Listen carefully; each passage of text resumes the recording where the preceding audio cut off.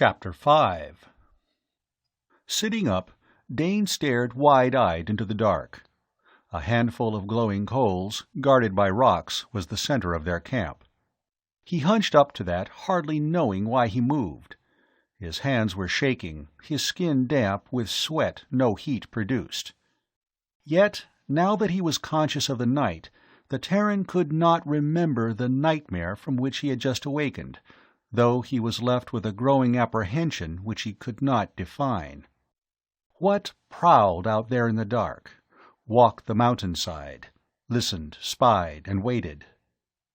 Dane half started to his feet as a form did move into the dim light of the fire. Tao stood there, regarding him with sober intensity. Bad dream? The younger man admitted to that with a nod, partly against his will. Well, you aren't the only one. Remember any of it? With an effort, Dane looked away from the encircling dark. It was as if the fear which had shaken him awake, now embodied, lurked right there. No. He rubbed sleep-smarting eyes. Neither did I, Tao remarked, but both of 'em must have been jet-powered. I suppose one could expect to have nightmares after yesterday. Dane advanced the logical explanation, yet at the same time something deep inside him denied every word of it. He had known nightmares before, none of them had left this aftertaste. And he wanted no return of sleep tonight. Reaching to the pile of wood, he fed the fire as Tao settled down beside him. "There is something else," the medic began, and then fell silent. Dane did not press him. The younger man was too busy fighting a growing desire to whirl and aim the fire ray into that darkness, to catch in its withering blast that lurking thing he could feel padded there, biding its time. Despite his efforts, Dane did drowse again before morning, waking unrefreshed, and, to his secret dismay, with no lessening of his odd dislike for the country about them. Asaki did not suggest that they trail the poachers into the morass of Migra. Instead, the chief ranger was eager to press on in the opposite direction, find a way over the range to the preserve, where he could assemble a punitive force to deal with the outlaws. So they began an upward climb which took them away from the dank heat of the lowlands, into the parched blaze of the sun-baked ledges above. The sun was bright, far too bright, and there were few shadows left. Yet Dane, stopping to drink sparingly from his canteen, could not lose that sense of eyes upon him, of being tracked. Rock apes? Cunning as those beasts were, it was against their nature to trail in utter silence, to be able to carry through a long-term project. Lion, perhaps? He noted that Naimani and Asaki took turns at rear guard today, and that each was alert. Yet, oddly enough, none of them mentioned the uneasiness they must all share. They had a dry climb, finding no mountain stream to renew their water supply. All being experienced in wilderness travel, they made a mouthful of liquid go a long way. When the party halted slightly before midday, canteens were still half full. "Ha!" They jerked up, hands on weapons. A rock ape, its hideous body clearly seen here, capered, coughed, spat. Asaki fired from the hip, and the thing screeched, clawed at its chest where the dark blood spewed out, and raced for them. Naimani cut the beast down, and they waited tensely for the attack of the thing's tribe, which should have followed the abortive lunge on the part of their scout. But there was nothing, neither sound nor movement. What did follow froze them all momentarily. The mangled body began to move again, drew itself together, crawled toward them. Dane knew that it was impossible that the creature could live with such wounds. Yet the beast advanced, its head lolling on its hunched shoulders, so that the eyes were turned blindly up to the full glare of the sun, while it crawled to reach the man it could not see. "Demon!"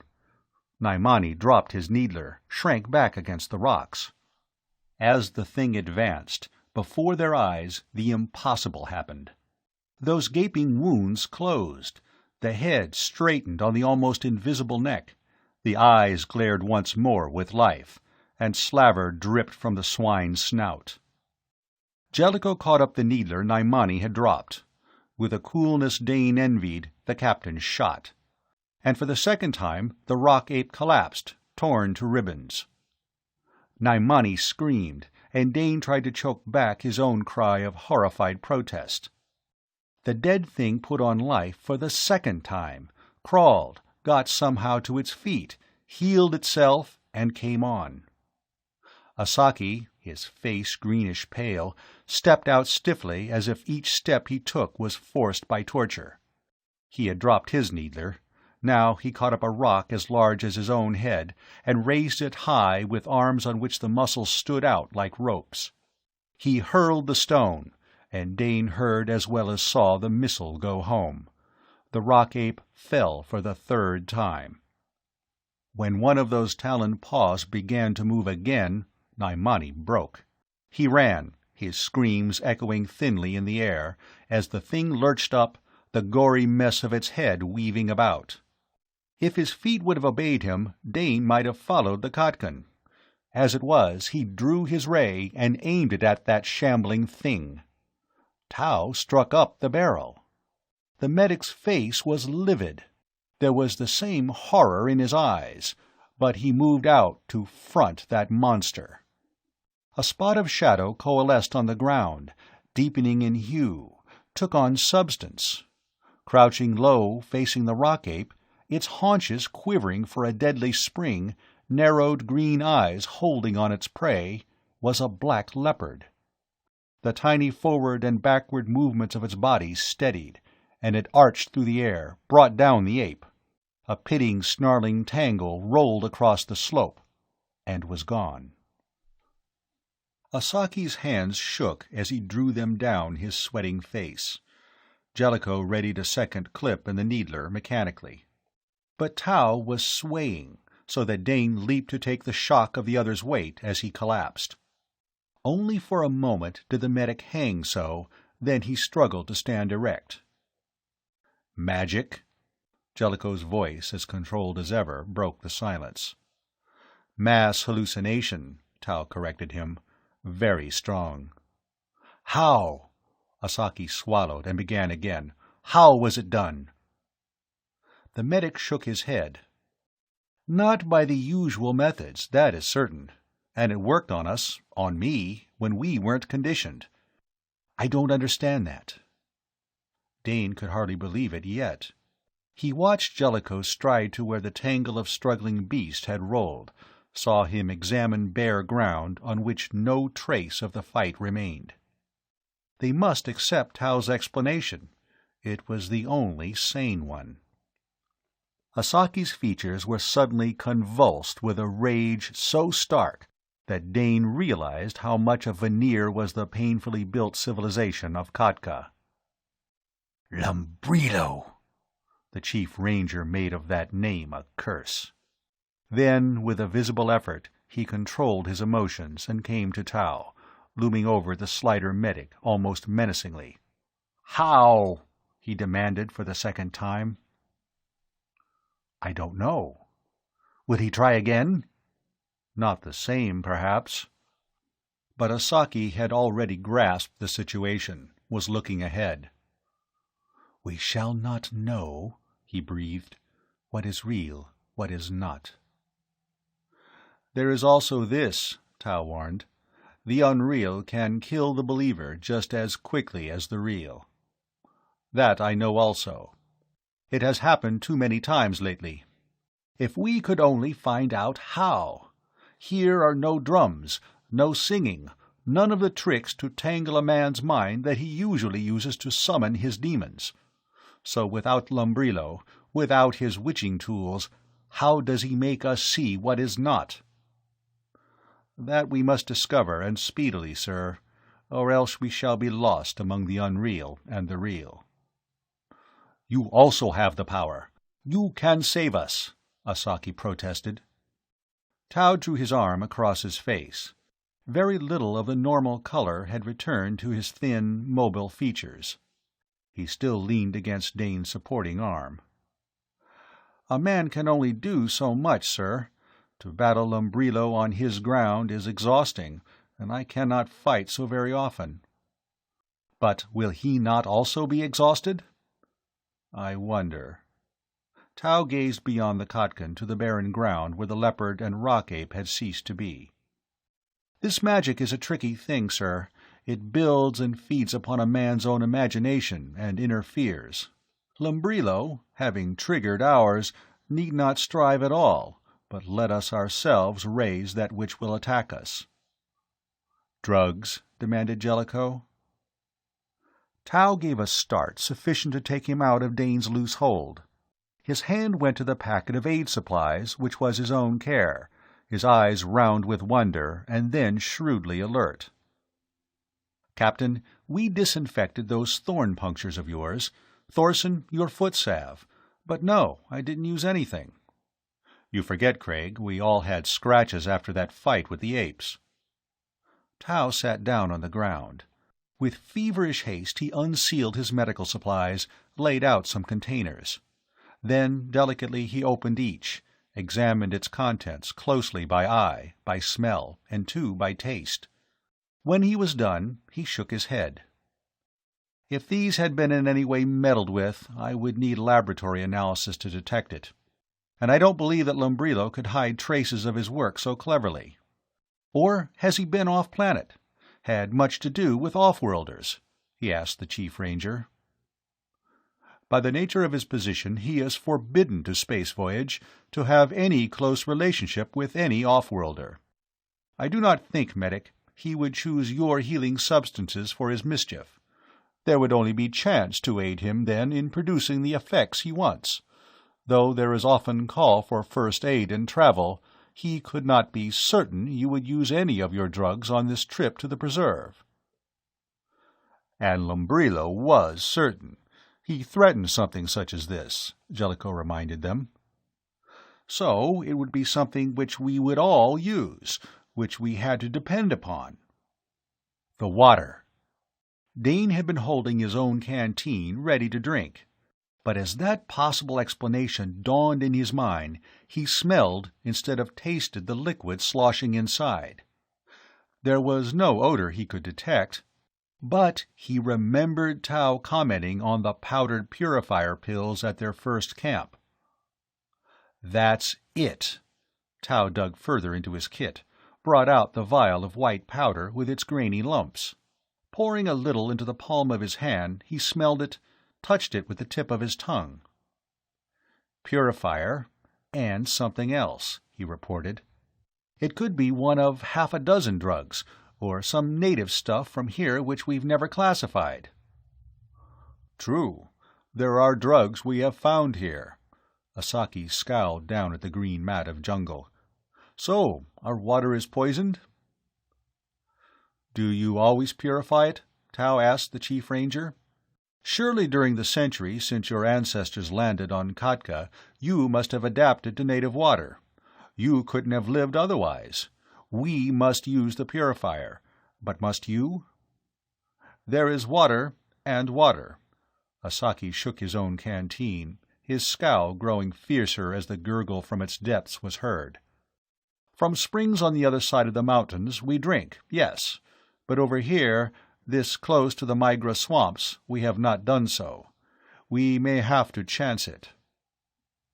"Do you think we are literally poisoned?" Jellicoe bored directly to the heart of their private fears. "None of us have been drinking too heavily," Tau observed thoughtfully, "and I don't believe Lumbrilo had outright killing in mind. How long the effect will last, I have no way of telling." "If we saw one rock-ape," Dane wondered, "why didn't we see others? And why here and now?" That. Tau pointed ahead on the trail Asaki had picked for their ascent. For a long moment Dane could see nothing of any interest there, and then he located it, a finger of rock. It did not point directly skyward this time. In fact, it slanted so that its tip indicated their back trail. Yet in outline the spire was very similar to that outcrop from which the real rock-ape had charged them the day before. Asaki exclaimed in his own tongue, and slapped his hand hard against the stock of the needler. "We saw that, and so again we saw an ape also. Had earlier we had been charged by Graz, or jumped by a lion in such a place, then again we would have been faced by Graz or lion here." Captain Jellicoe gave a bark of laughter, colored only by the most sardonic humor. "Clever enough. He merely leaves it to us to select our own ghost and then repeat the performance in the next proper setting. I wonder how many rocks shaped like that one there are in these mountains. And how long will a rock-ape continue to pop out from behind each one we do find? Who knows? But as long as we drink this water, we're going to continue to have trouble. I feel safe in promising that," Tao replied. He put the vial of doctored purifier into a separate pocket of his medical kit. "It may be a problem of how long we can go without water." "Perhaps," Asaki said softly. "Only not all the water on Khatka comes running in streams." "Fruit?" Tao asked. "No, trees. Lumbrilo is not a hunter, nor could he be certain when and where his magic would go to work.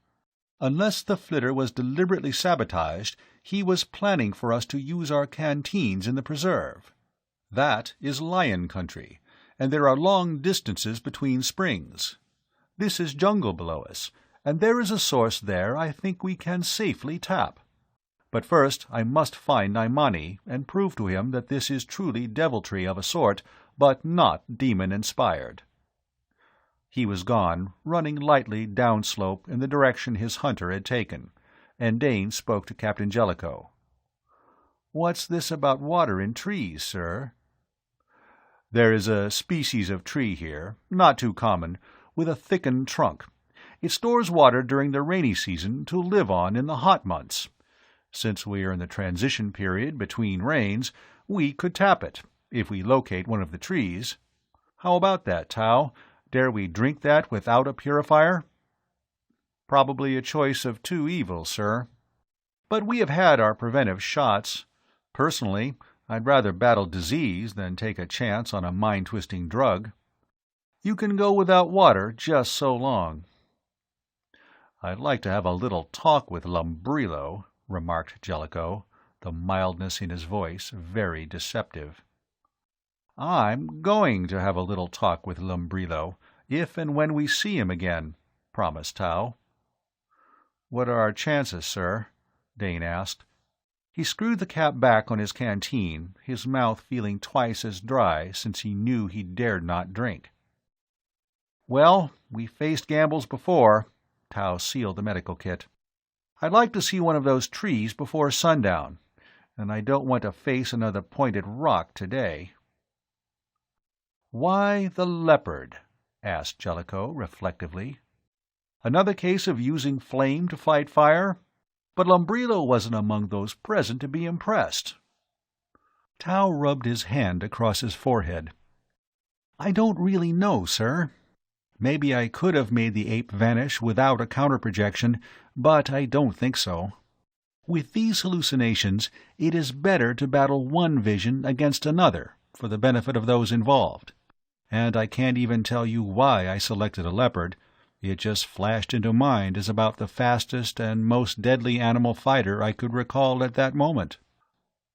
"You'd better work out a good list of such fighters." Jellicoe's grim humor showed again. "I can supply a few if you need them. Not that I don't share your hope we won't see any more trigger rocks.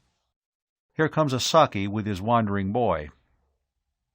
The Chief Ranger was half leading, half supporting his hunter, and Naimani seemed only half conscious. Tao got to his feet and hurried to meet them. It would appear that their search for the water tree would be delayed. End of Chapter 5.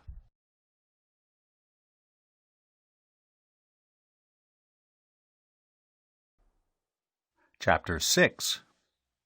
They withdrew to a spot hacked from the edge of the jungle, leaving a screen of green between them and the traitorous upslope. But within the few hours of daylight left them, it was proven that Asaki had been overly optimistic in his hopes of discovering a water tree. They were now in a narrow tongue of land between the range and the swamps, and this territory was limited. Naimani, still shaken, was of little help, and the spacemen did not dare to strike out into unexplored land alone. So they mouthed dry concentrates and dared not drink. Dane was tempted to pour out the liquid in his canteen. Water so close to hand was a continual torment. And now that they were away from the heights and the possibility of more finger-shaped rocks, surely the threat in that moisture was small in comparison to the needs of his body. Only that caution, which was drilled into every free trader, supplied a brake to his thirst. Jellicoe drew the back of his hand across cracked lips. "Suppose we should draw lots. Some of us drink, one or two not. Could we manage that way until we were over the mountains?" "I wouldn't want to chance it, unless we are left with no other choice. There's no way of telling how long the drug works. Frankly, right now I'm not even sure I could detect a hallucination for very long under these conditions," was Tao's discouraging verdict. If any of them slept that night, they did so only in snatches. The apprehension which had come with the previous night was back, intensified, and that lurking, indefinable fear rode them hard. They were shaken out of their private terrors shortly before dawn. There were always sounds to be heard in the jungle, the cries of unseen birds, the crash of some tree eaten alive by parasitic sapping. But what broke now was no bird call, no isolated tree falling. A trumpeting roar, the cracking smash of vegetation, heralded a real menace. Asaki spun to face northward, though there was nothing to be seen there except the unshaken wall of the jungle. "Graz on stampede." Naimani joined his superior. Jellicoe arose swiftly, and Dane read on the captain's face the seriousness of this. The off-worlder turned to his own men with a sharp order. "On your feet! We may have to move on the double. Up mountain?" he demanded of the chief ranger. The other was still listening, not only with his ears, but with the whole of his tense body. 3 of the deer-like creatures they had hunted for food broke out of the green wall, fled past the men as if the latter was invisible, and behind them, the hunted now and not the hunter, came a lion, its strikingly marked black and white hide dramatic in the light of the morning. It showed fangs in a snarl, and then was gone in one huge bound. More deer things, scurrying of other small creatures, moving too fast for clear identification, and behind them the fury of destruction which marked the headlong advance of Khatka's largest mammals slamming through the jungle. They had started upslope when Naimani cried out. A white bulk, hard to distinguish in that light against the gray of the earth, headed after them. Dane had a fleeting glimpse of curled tusks, of an open mouth, raw red and wide enough to engulf his whole head, of shaggy legs driving at an unbelievable pace. Asaki snapped a beam from the needler. The white monster roared and came on.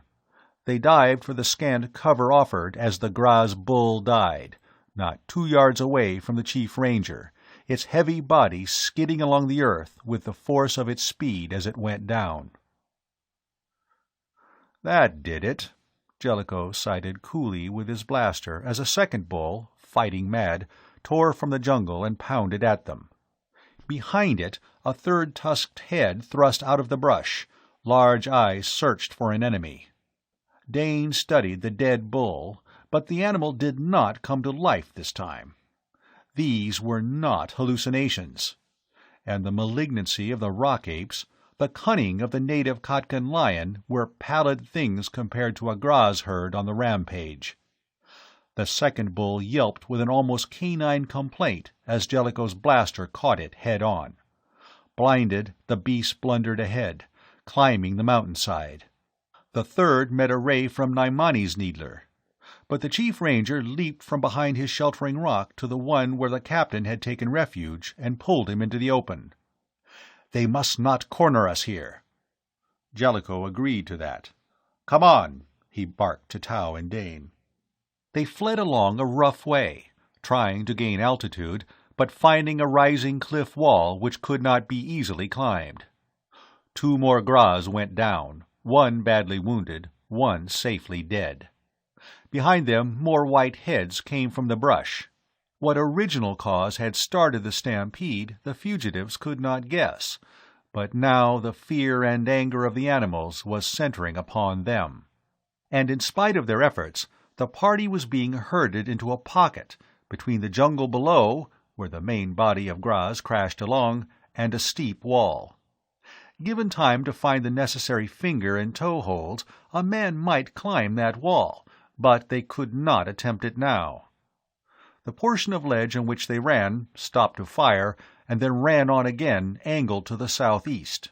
And so they came to its end quickly, a drop ending in a plain of yellow-gray mud studded with clumps of bleached vegetation, which led, like stepping stones, toward a tangle of matted, sickly-looking plants and reeds. "All right," Tau faced around. "What do we do now? Space lift? And using what for wings or jets?"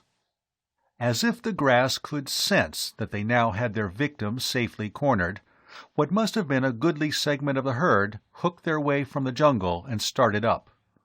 Puffing, digging in those sturdy legs which had to take the massive weight of their barrel-shaped bodies, they made their way determinedly upgrade. One might almost believe that they had intelligently planned this end for their drive. "We go down!" Asaki yelled, and used his needler on the leader of that climbing platoon.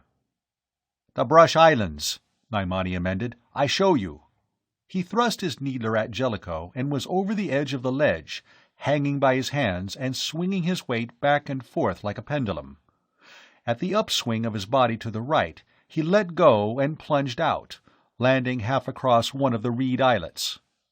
The Khatkan clawed his way to his knees, gained his feet, and leaped for the next bit of solid ground.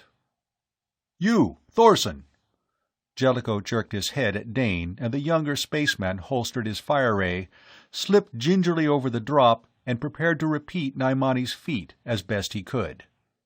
He was not quite as successful with his sidewise swing, landing with only his forearms across the islet, the rest of his body being swiftly embedded in what was ooze, covered only with a thin crust of dried matter. The stench of the stuff was sickening, but the fear of being entrapped in it gave him the necessary impetus to push forward, though what was meant to be a swift half-dive was more of a worm's progress. He grabbed frantically at brittle stems, at coarse grass which cut like knives at his hands. But some of the material held, and he lay face down on a lump which did not give under his weight. There was no time to linger. He had to get to the next patch, to free this dubious landing place for the men embattled on the rise above. Stumbling up, Dane judged the distance with a space-trained eye, and jumped to a knob Naimani had already quitted.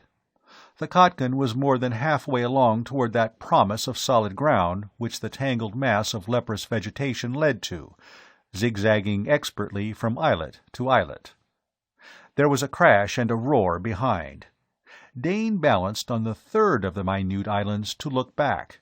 He saw the lash of blaster fire on the top of the cliff, Tau on his knees on the first of their chain of stepping stones, and a Gras sprawled head and forequarters in the sucking muck, where it had dived past the 2 defenders above. Needler and blaster fired together again, and then Jellicoe swung over the cliff rim. Tau waved vigorously, and Dane took off for the next islet, just making it by lucky chance. The rest of the journey he took in a rush, trying not to think of anything but the necessity of landing on some spot of firm ground. His last leap of all was too short, so that he went knee-deep in a particularly evil-smelling pool where yellow scum spattered his breeches, and he experienced the insidious pull of the bottomless stuff. A stout branch whipped across his shoulder, and he caught it. With Naimani's wiry strength on the other end, Dane worked free and sat, white-faced and shivering, on a mat of brush, while the Khatkan hunter turned his attention to the safety of Tau, the next arrival. More fortunate, or more skillful, than Dane, the medic made the hop from the last tuft without mishap. But he was blowing heavily as he collapsed beside the other spaceman. Together they watched the progress of their captain. Safe on the second tussock from the shore, Jellicoe halted, edged carefully around, and used the needler Naimani had left with him. A shaggy head tossed, and the bull fronting Asaki on the cliff went down.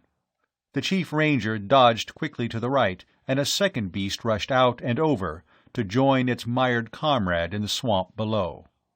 As Jellicoe shot again, the Khatkan slung his needler and went over to gain the first islet. One more Graz was wounded, but luckily it hunched about, turning its formidable tusks on those that followed, thus keeping the path clear for its enemies. Jellicoe was making the journey sure-footedly, with the chief ranger only one hillock behind. Tau sighed. "Some day maybe this will be just another tall tale, and we'll all be thought liars when we spout it," he observed. "That is, if we survive to tell it. So, now which way do we go? If I had my choice, it would be up." When Dane pulled himself to his feet and surveyed their small refuge, he was ready to agree to that. For the space, packed with dead and dying vegetable matter until one sank calf-deep, was a triangle with a narrow point running east into the swamp. "They don't give up easily, do they?" Jellicoe looked back to the shore and the cliff. Though the wounded Graz bull still held the heights against its fellows, there were others breaking from the jungle on the lower level, wandering back and forth to paw the earth, rip up soil with their tusks, and otherwise threaten anyone who would try to return to the strip they patrolled. "They will not," Asaki answered bleakly. "Arouse a Graz and it will trail you for days. Kill any of the herd, and you have little hope of escaping them on foot." It would seem now that the swamp was a deterrent to pursuit. The two beasts that had fallen in the mire moaned in a pitiful rising note. They had ceased to struggle, and several of their kind clustered on the shore near them, calling entreatingly.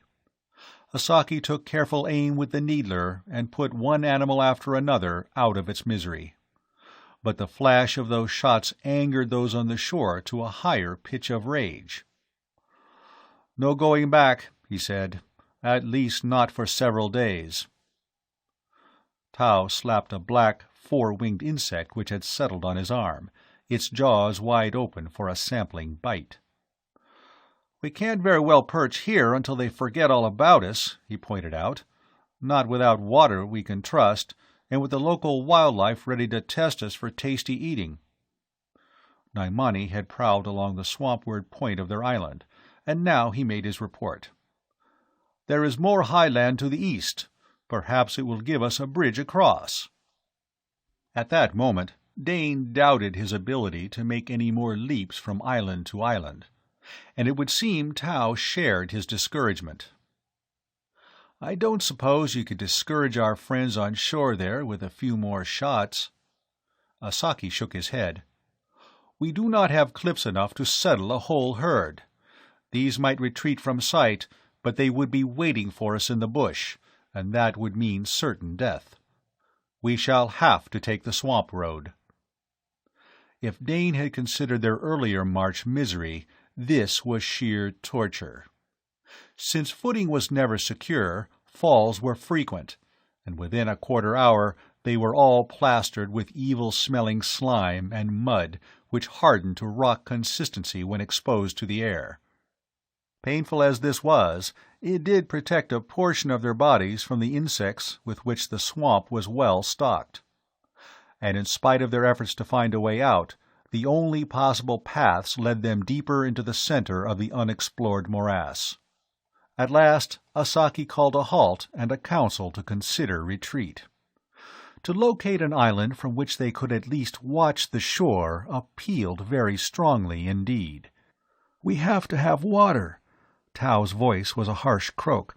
issuing out of a mask of green mud festooned with trailing weeds. "This ground is rising." Asaki smacked the stock of his needler against the surface on which he crouched. "I think perhaps there may be clean land soon to come." Jellicoe hitched his way up a sapling, now bending under his weight. Through the vision lenses he studied the route ahead. "You're right about that," he called to the Chief Ranger. "There's a showing of the right sort of green to the left, about half a mile on. And," he glanced about at the westering sun, "we have about an hour yet of good light in which to make it. I wouldn't try such a run after dark." The promise of green bolstered their weary spirits for a last exhausting effort. Once again they were faced with a series of eyelet leaps, and now they carried with them brush culled from the bigger tussocks to aid in times of need. When Dane scrambled up the last pull, staggered and went down to his knees again, he knew he was done. He did not even move at an excited cry from Naimani, echoed a moment later by Asaki. It was not until the latter leaned over him, a canteen open in his hand, that Dane aroused a little. "Drink," the Khatkan urged. "We have found a water tree. This is fresh." The liquid might have been fresh, but it also had a peculiar taste, which Dane did not note until he had gulped down a generous swallow. At that moment he was past caring about anything but the fact that he did have a portion of drinkable stuff in hand. Here the stunted, unnatural growth of the swamplands had given way to the more normal vegetation of the jungle-clad lowlands. Had they come clear across the swamp, Dane wondered dully, or was this only a large island in the midst of the stinking boglands? He drank again and regained strength enough to crawl to where his shipmates lay. It was some time before he was interested in much besides the fact that he could drink when he wished. Then he watched Jellicoe waver to his feet, his head turned eastward.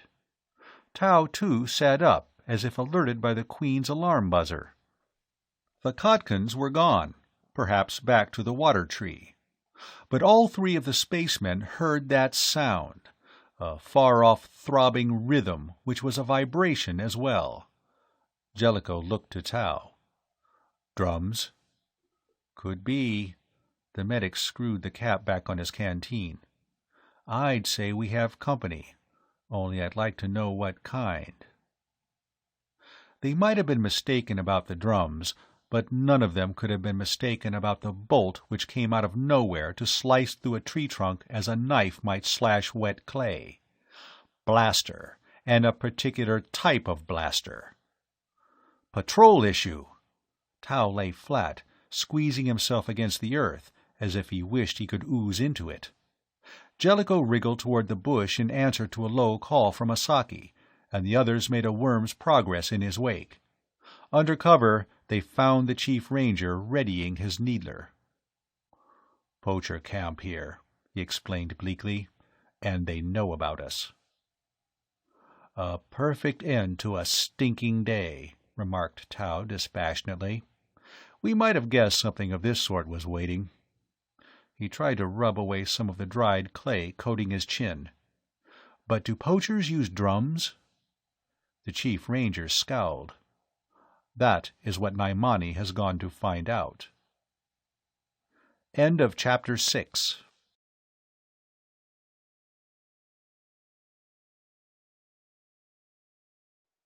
Chapter 7.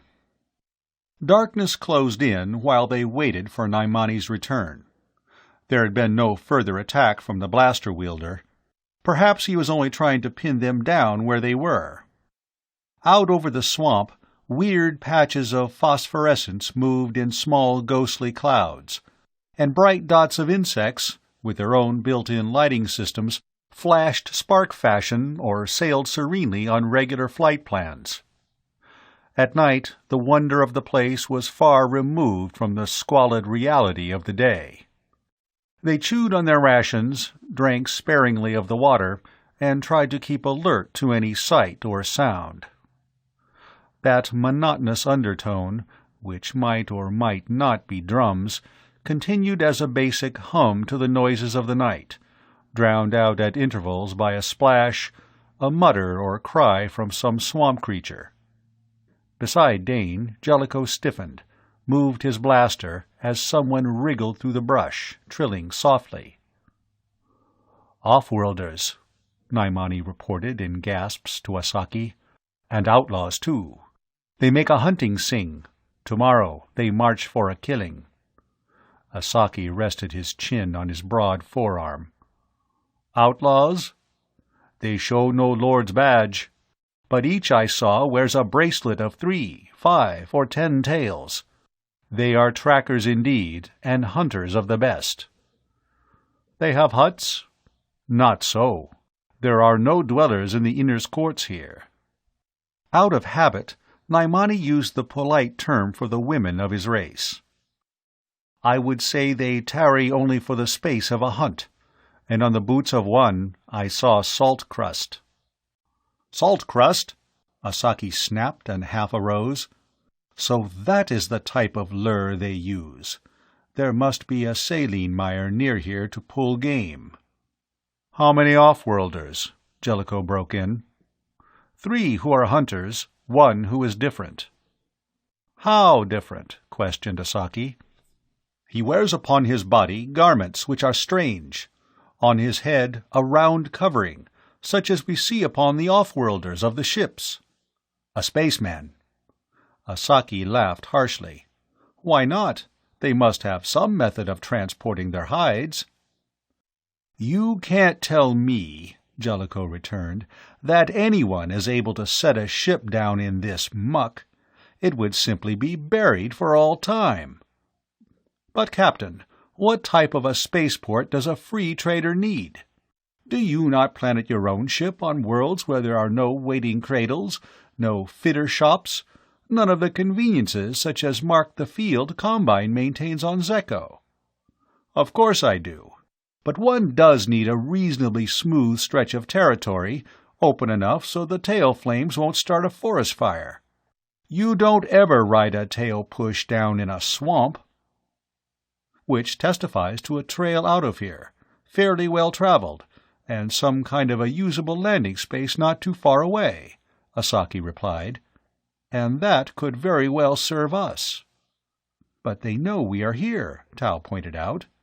It was Naimani's turn to laugh. "Man from the stars, there is no trail so well hidden that a ranger of the preserves cannot nose it out.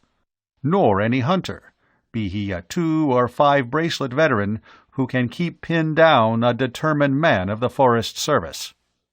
Dane lost interest in the argument at that moment. He was at the edge of their line, the nearest to the swamp, and he had been watching patches of ghostly light flitting above the rank water-weeds. For the past few moments, those wisps of faded radiance had been gathering into a growing anthropomorphic blot hanging over the morass several yards away, and the misty outlines were now assuming more concrete shape. He watched, unable to believe in what he was seeing. At first the general outline, non-defined as it was, made him think of a rock-ape. But there were no pointed ears above the round skull, no snout on the visage turned in profile toward him. More and more patches of swamp luminescence were drawn to that glowing figure. What balanced there now, as if walking the treacherous surface of the swampland, was no animal. It was a man, or the semblance of one, a small, thin man, a man he had seen once before, on the terrace of Asaki's mountain fortress. The thing stood almost complete, its head cocked in what was an attitude of listening. Lumbrilo! Dane identified it, still knowing that the witch-doctor could not be standing there listening for them. But to shake him still farther, the head turned at his cry.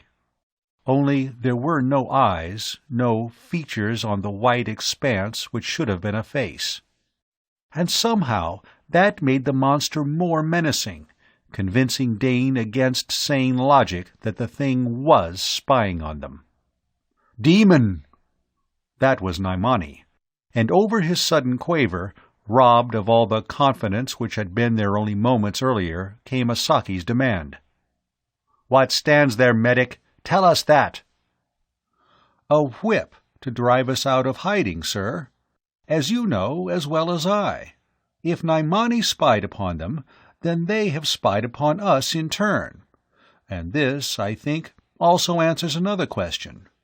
If there is a canker of trouble on Khatka, then Lumbrilo is close to its root." "Naimani!" The Chief Ranger's voice was the crack of a lash. "Will you forget again that you are a man and run crying for shelter against a shaft of light? As this off-world medic says, Lumbrilo fashioned such as that to drive us into our enemy's hands." The shadow thing in the swamp moved, putting its foot forward on surface which would not bear the weight of a human body, taking a deliberate step and then another, heading for the concealing brush where the fugitives lay. "Can you get rid of it, Tau?" Jellicoe asked in his usual crisp voice. He might have been inquiring about some problem aboard the Queen. "I'd rather get at the source." There was a grim note in the medic's reply. "And to do that, I want to look at their camp." "Well enough." Asaki crept back in the brush. The ghost of that which was not a man had reached the shore of the island, stood there, its blank head turned toward them. Weird as it was, now that the first shock of sighting it was over, the spacemen could accept and dismiss it as they had not been so able to dismiss the phantom rock-ape. "If that thing was sent to drive us," Dane ventured, "wouldn't we be playing their game by going inland now?" The Chief Ranger did not pause in his crawl to the left. "I think not. They do not expect us to arrive with our wits about us. Panic-stricken men are easy to pull down. This time Lumbrilo has overreached himself. Had he not played that game with the rock-ape, he might have been able to stampede us now." Though the white thing continued to move inland, it did not change course to fall in behind them on the new route. Whatever it was, it did not possess a mind. There was a rustling, faint but distinguishable. Then Dane caught Naimani's whisper. "The one left to watch the inland trail does so no longer. We need not fear an alarm from him. Also, here is another blaster for our use." Away from the open by the swamp, the gloom was deeper. Dane was guided only by the noises of the less experienced Jellicoe and Tau made in their progress. They edged down into a small cut, floored with reeds and mud, where some of the moisture from the soggy land about them gathered into a half-pool. Straight through this swale the Khatkans set course. The drumbeat grew louder. There was a glow against the dark. Fire ahead? Dane squirmed forward and at last gained a vantage point from which to survey the poachers' camp. There were shelters erected there, 3 of them, but they were mainly roofs of leaves and branches. In 2 of them were stored bales of hides sewn into plastic cloth, ready to ship. Before the 3rd hut lounged 4 off-worlders. And Naimani was very right. One of them wore ship's uniform. To the right of the fire was a ring of natives and another man, slightly apart, who beat the drum. But of the witch-doctor there was no sign, and Dane, thinking of that mist-born thing in the swamp's edge, shivered. He could believe Tau's explanation of the drug which produced hallucinations back on the mountainside. But how that likeness fashioned of phosphorescence had been sent by an absent man to hunt his enemies was an eerie puzzle. Lumbrilo is not here. Naimani's thoughts must have been moving along the same path. Dane could hear movements in the dark beside him. "There's a long-distance comm unit in that 3rd hut," Tau observed. "So I see," Jellicoe snapped. "Could you reach your men over the mountain with that, sir?" "I do not know." "But if Lumbrilo is not here, how can he make his image walk the night?" the Chief Ranger demanded impatiently. "We shall see. If Lumbrilo is not here, he shall come, and the promise in Tao's tone was sure. Those off-worlders will have to be out of action first, and with that walking thing sent to drive us in, they must be waiting for us. If they have sentries out, I will silence them, promised Naimani. You have a plan? Asaki's wide shoulders and upheld head showed for an instant against the light from the camp. You want Lumbrilo, Tao replied. Very well, sir. I believe I can give him to you, and in the doing discredit him with your Khatkans, but not with the off-worlders free to move. The program was not going to be easy, Dane decided. Every one of the poachers was armed with a patrol blaster of the latest type, and a small part of his mind speculated as to what would be the result of that information conveyed to official quarters. Free traders and patrolmen did not always see eye to eye over the proper action to be taken on the galactic frontier. The Queen's crew had had one such brush with authority in the immediate past, but each realized that the other had an important role in the general scheme of things, and if it came to a clash between the law and outlaws, free traders fought beside the patrol. Why not give them what they expect, with reservations? Inquired Jellicoe. They've set us up to be stampeded into camp, flying ahead of that tame ghost of theirs. Suppose we do stampede. After Naimani has removed any sentries, stampede so well we sweep right over them. I want to get at that comm unit. You don't think they'll just mow us down as we come in? You delivered a blow to Lumbrilo's pride. He won't be satisfied with just your burning, the captain answered Tao. Not if I'm any judge of character. And we'd furnish hostages of a sort, especially the Chief Ranger. No, if they wanted to kill us, they would have shot us off those islands when we came here. There would have been no playing around with ghosts and goblins. There is reason in your words, and it is true they would like to have me, those outlaws down there, Asaki commented. I am of the Magawaya, and we have pressed always for stronger security methods to be used against such as they. But I do not see how we can take the camp.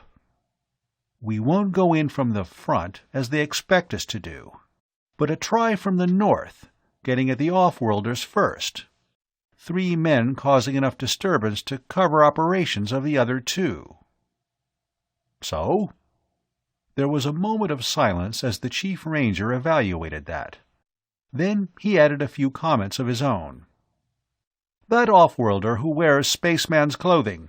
His weapon is not drawn, though the others are ready. But I believe that you are right in thinking they expect to be warned by sentries. Those we can see to. Suppose then, Captain, you and I play the fear-crazed men running from demons. Naimani will cover us from the dark, and your 2 men— Tao spoke up. Give me leave to flush out our other quarry, sir. I believe I can keep him occupied. Dane, you'll take the drum. Drum? With his mind on blasters, it was startling to be offered a noisemaker. It's your business to get that drum, and when you get it, I want you to beat out Terrabound. You certainly can play that, can't you?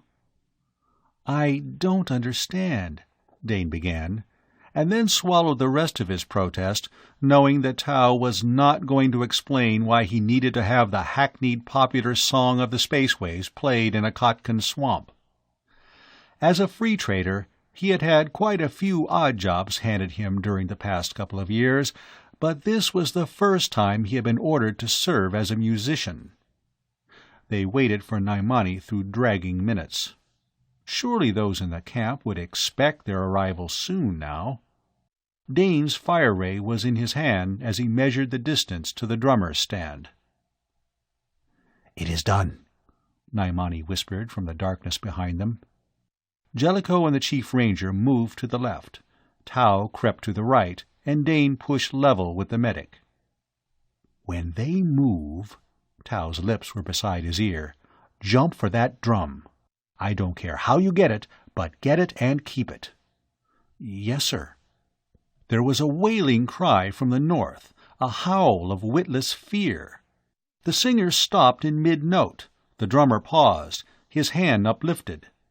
Dane darted forward in a plunge which carried him to that man. The Khatkan did not have time to rise from his knees as the barrel of the fire rod struck his head, sending him spinning. Then the drum was cradled in the spaceman's arm, close to his chest, his weapon aimed across it at the startled natives. The crackle of blaster fire, the shrill whine of needlers in action, raised a bedlam from the other end of the camp.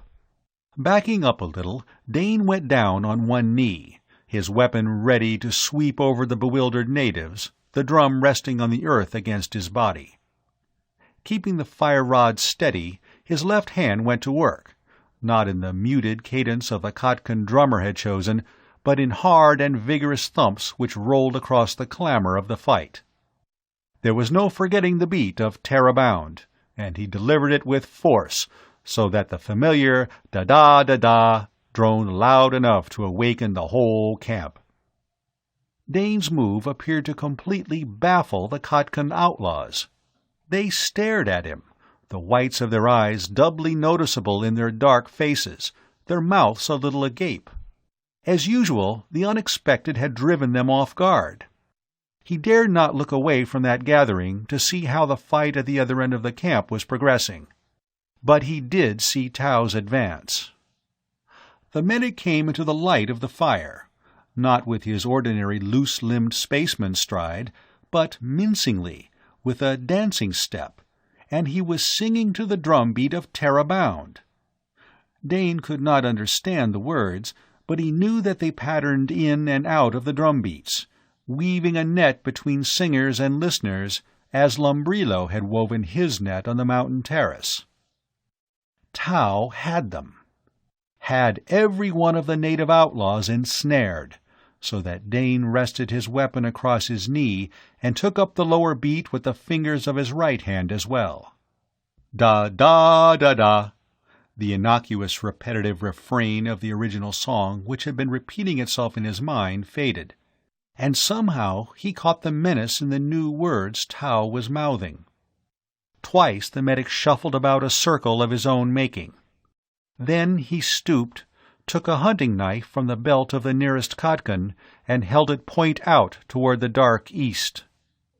Dane would not have believed the medic knew the drill he now displayed, for with no opponent save the dancing firelight, he fought a knife duel, feinting, striking, twisting, retreating, attacking, all in time to the beat of the drum Dane was no longer conscious of playing. And as he strove, it was very easy to picture another fighting against him, so that when the knife came up in a vicious thrust, which was the finish of his last attack, Dane stared stupidly at the ground, half expecting to see a body lying there.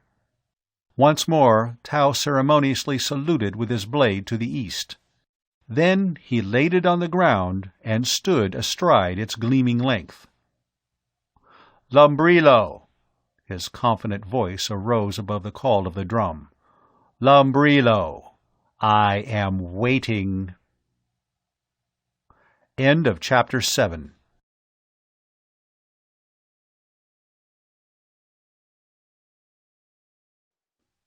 Chapter 8.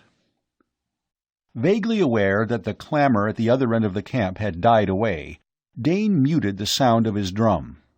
Over its round top he could watch the Khatkan outlaws. Their heads bobbed and swayed in time to the beat of his fingers. He, too, could feel the pull of Tao's voice. But what would come in answer? That shadowy thing which had been loosed to drive them here, or the man himself?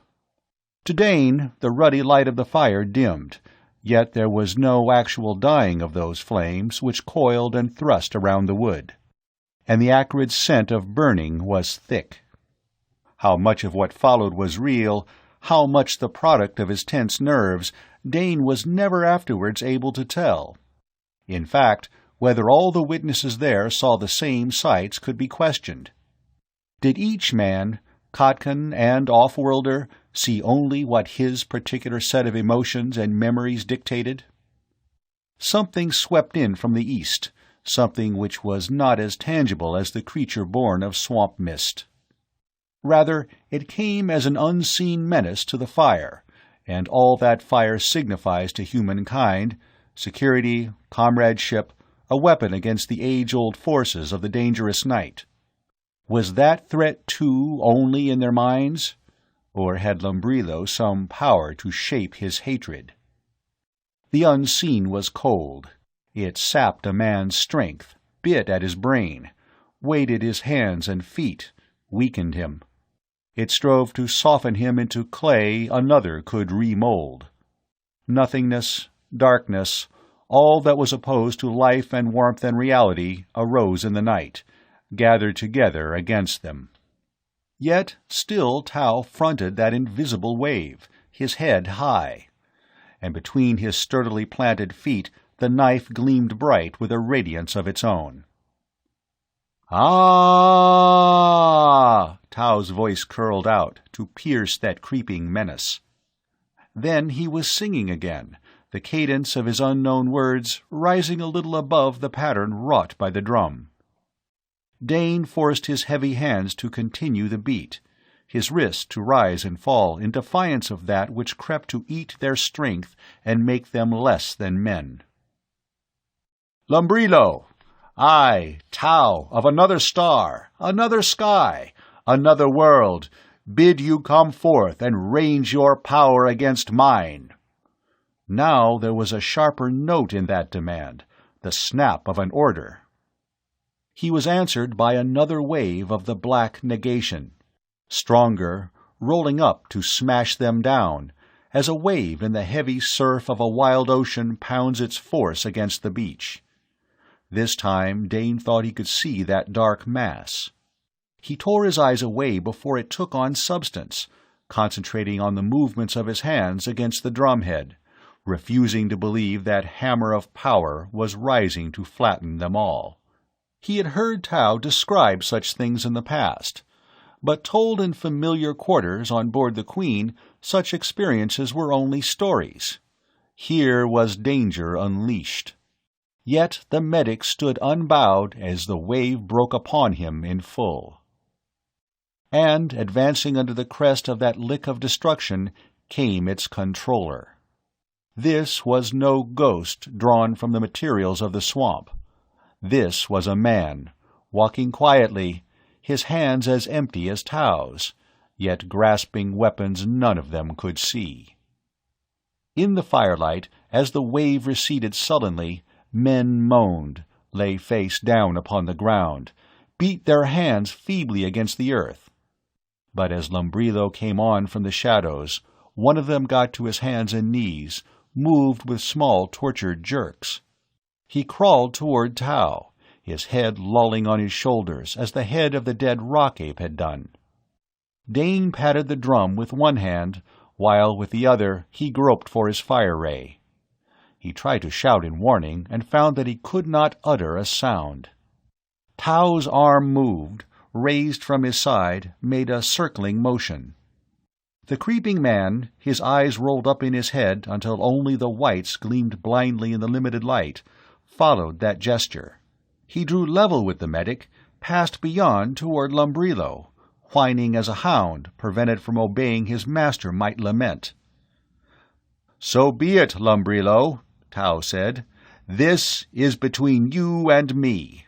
Or do you dare to risk your power against mine? Is Lumbrilo so weak a one that he must send another to do his will?" Raising both hands again, the medic brought them down, curling inward, until he stooped and touched them to the ground. When he straightened, once again the knife was in his grasp, and he tossed it behind him.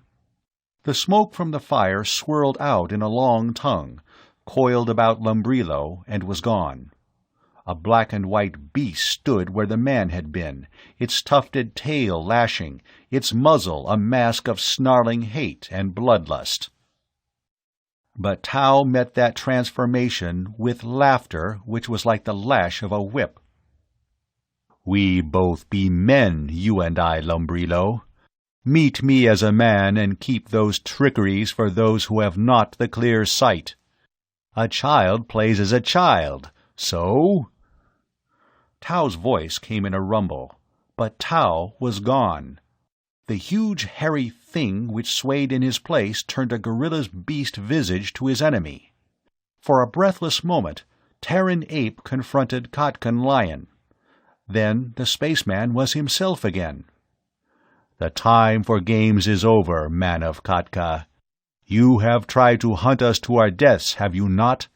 Therefore death shall be the portion of the loser now."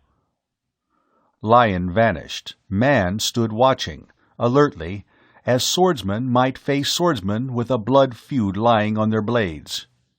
To Dane's eyes, the Khatkan made no move. Yet the fire leaped high, as if freshly fed, and flames burst from the wood, flew into the air red, and perilous birds darting at Tao until they outlined him from the ground under his boots to an arch over his head. They united and spun faster until Dane, watching with dazzled eyes, saw the wheel become a blur of light, hiding Tao with its fiery core. His own wrists ached with the strain of his drumming as he lifted one hand and tried to shield his sight from the glare of that pillar of fire. Lumbrilo was chanting, a heavy blast of words. Dane stiffened. His traitorous hands were falling into the rhythm of that other song. Straightway he raised both from the drumhead, brought them down in a discordant series of thumps which bore no relation to either the song Tao wanted or that which Lumbrilo was now crooning. Thump, thump, thump, Dane beat it out frantically, belaboring the drumhead as he wanted to sink his fists home on the body of the Khatkan witch-doctor. The pillar of fire swayed, fluttered as if a wind drove it, and was gone.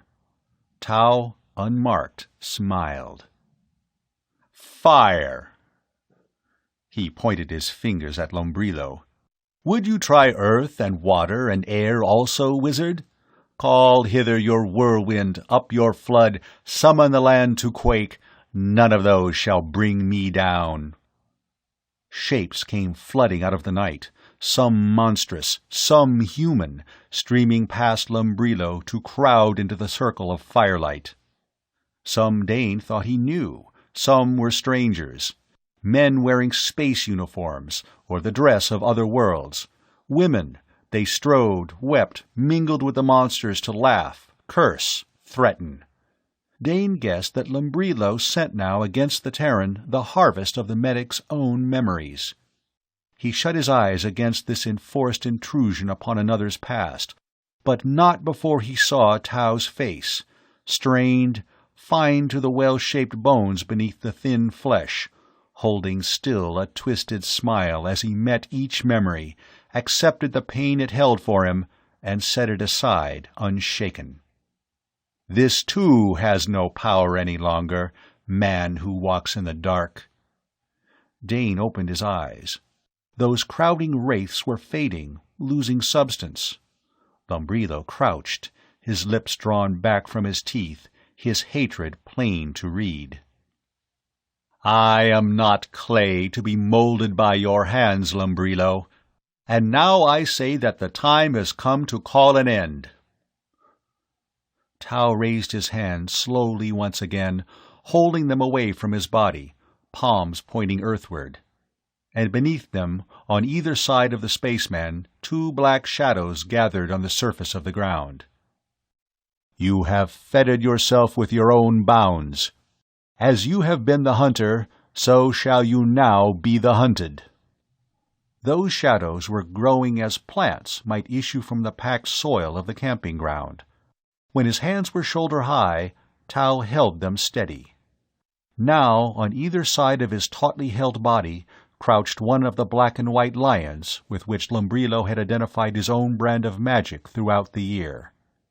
Lumbrilo's lion had been larger than life, more intelligent, more dangerous, subtly different from the normal animal it counterfeited. So now were these, and both of them raised their heads to gaze intently into the medic's face. "Hunt well, brothers in fur," he said slowly, almost caressingly.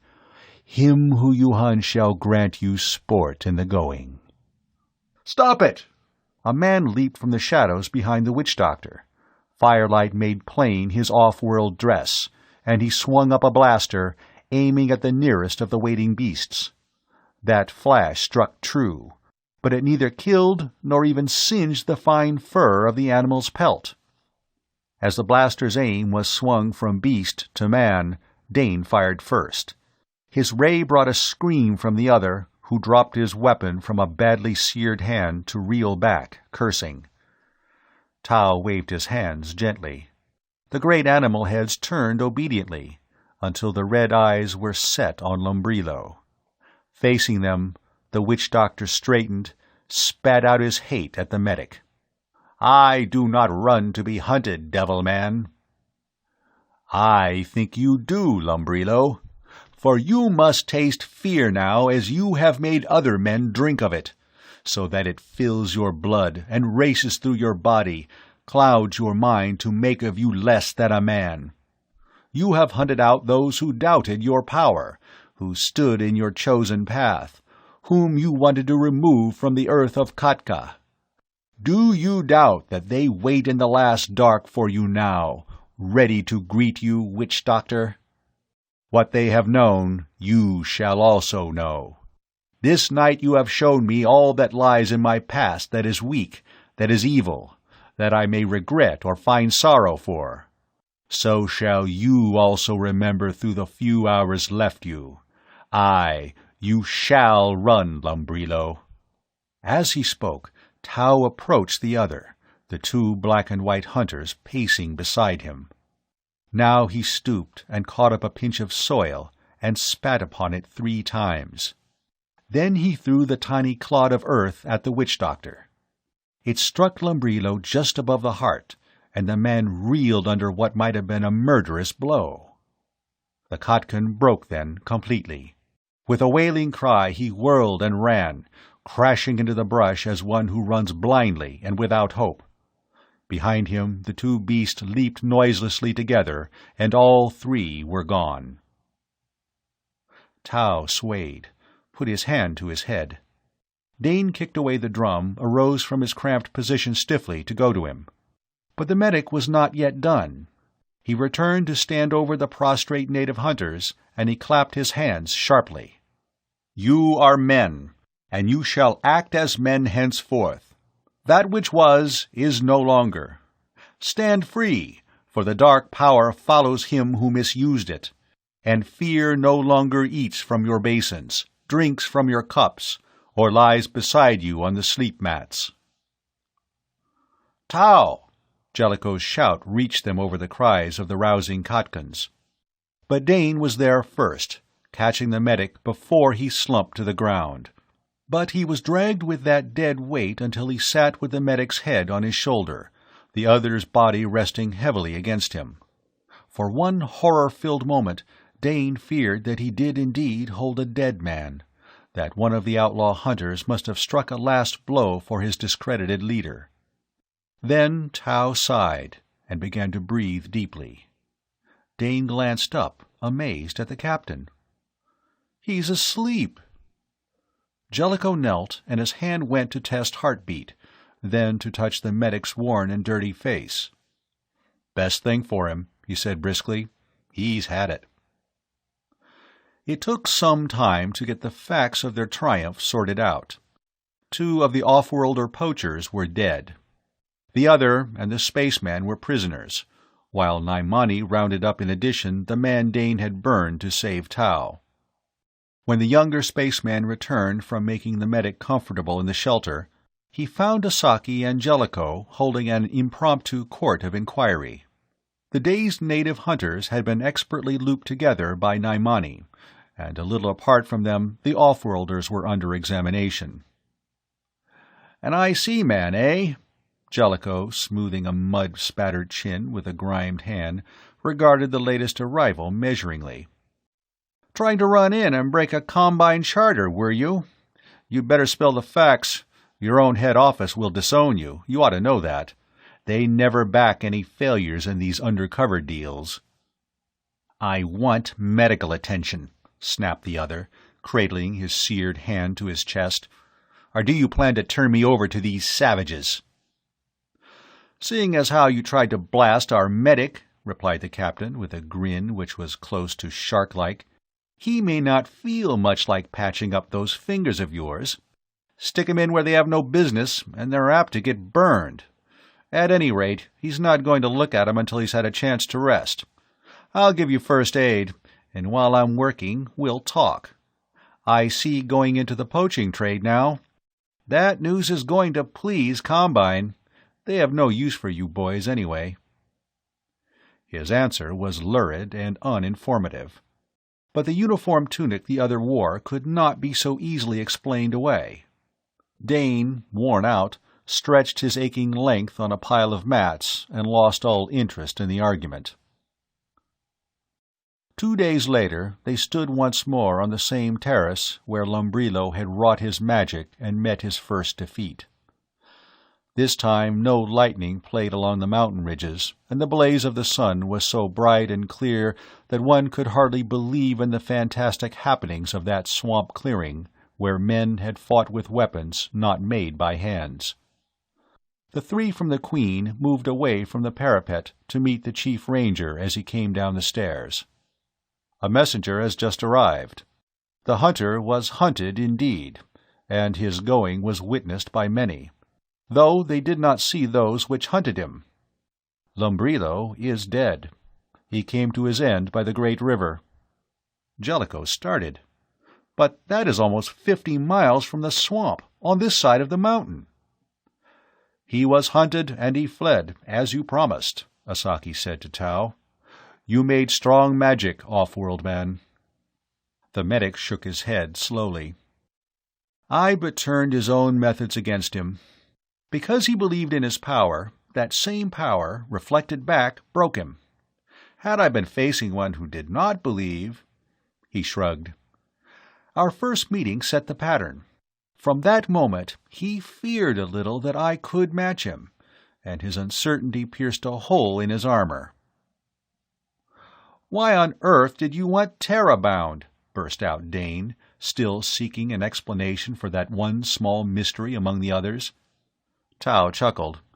"In the first place, that blasted tune has haunted us all for so long that I knew its rhythm was probably the one you could keep to without hardly knowing that you were beating it out.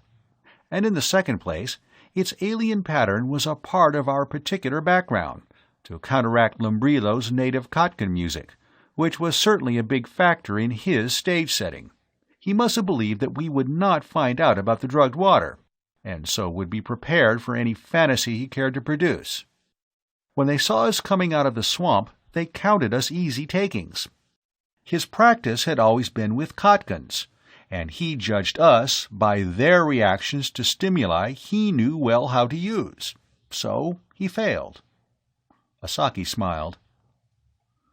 "Which was good for Khatka, but ill for Lumbrilo and those using him to make mischief here. The poacher and the outlaw hunters will meet with our justice, which I do not believe they will relish.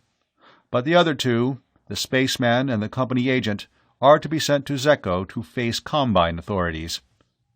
It is my thought that those will not accept kindly the meddling of another company in their territory." Jellicoe grunted. "Kindness and Combine are widely separated in such matters. But we can now take passage on the same ship as your prisoners." "But, my friend, you have not yet seen the preserve. I assure you that this time there shall be no trouble. We have several days yet before you must return to your ship." The captain of the Queen held up his hand. "Nothing would give me greater pleasure than to inspect the Zaboro Preserve, sir, next year. As it is, my holiday is over and the Queen is waiting for us on Zeko. Also, permit me to send you some tapes dealing with the newest types of flitters, guaranteed against flight failures." "Yes, guaranteed," Tao added guilelessly.